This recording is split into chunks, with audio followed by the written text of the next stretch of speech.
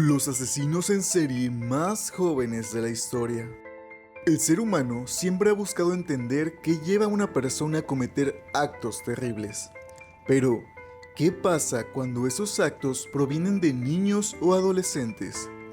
Hoy exploraremos los casos de los asesinos en serie más jóvenes de la historia. Historias reales que han sacudido al mundo.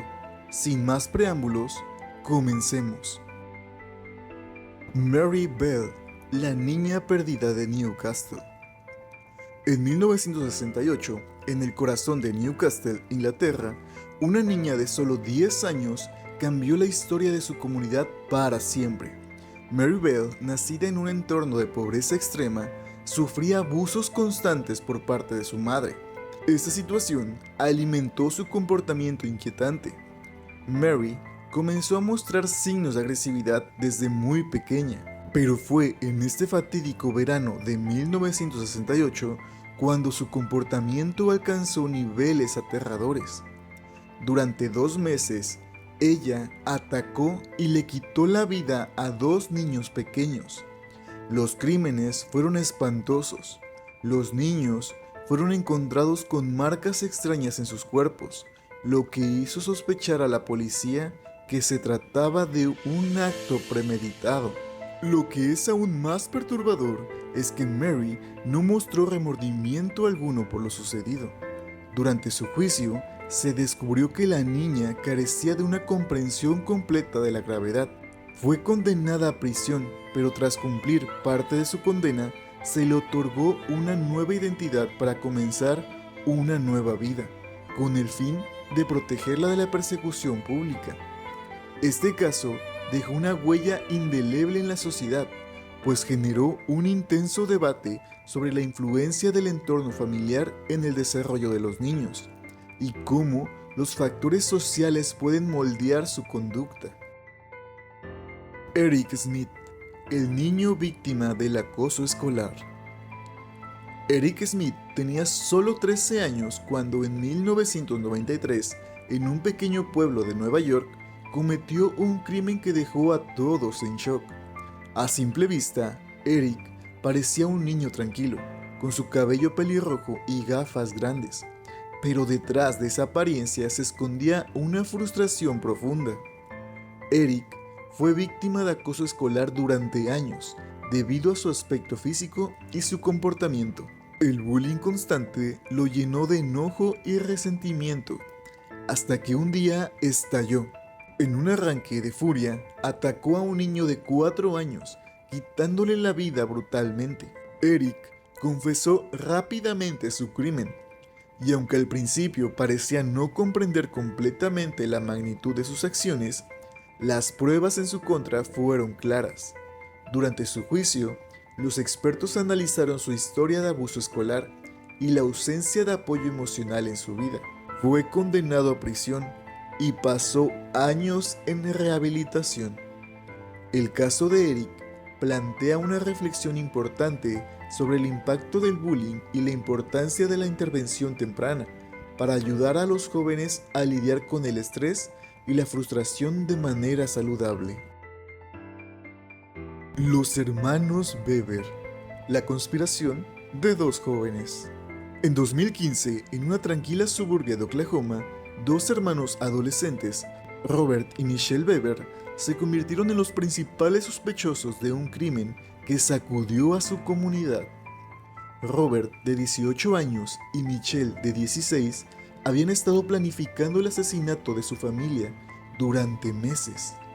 Influenciados por la obsesión por crímenes reales y figuras oscuras, decidieron llevar a cabo lo impensable. Asesinaron a sus padres y 3 de sus hermanos menores. El crimen fue extremadamente violento y solo la intervención de uno de los hermanos menores, que logró escapar y pedir ayuda, evitó una tragedia aún mayor. Al ser arrestados, ambos jóvenes mostraron una falta de arrepentimiento, lo que dejó a los expertos perplejos.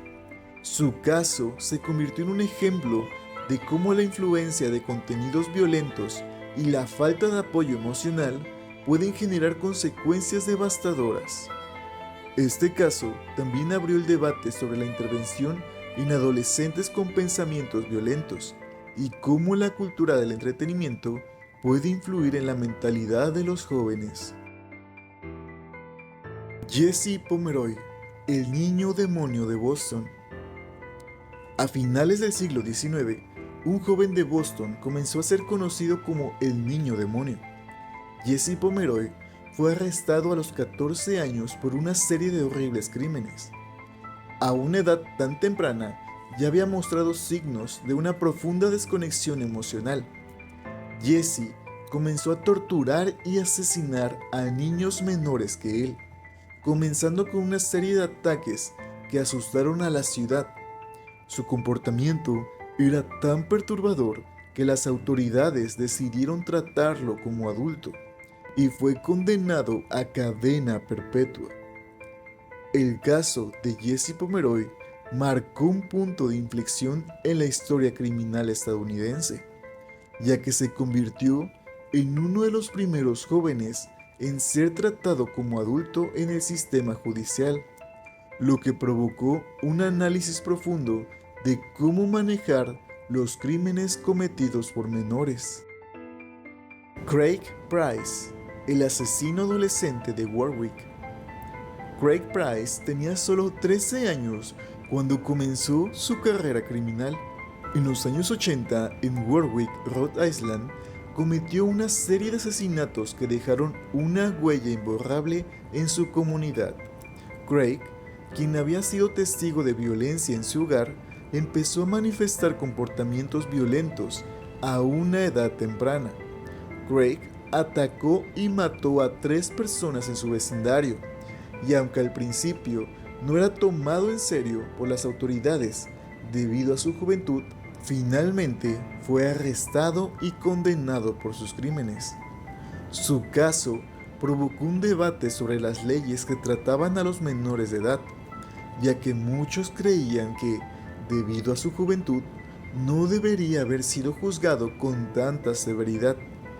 El caso de Craig Price abrió una conversación sobre la rehabilitación de los menores y el peligro de ignorar las señales de agresión en los adolescentes.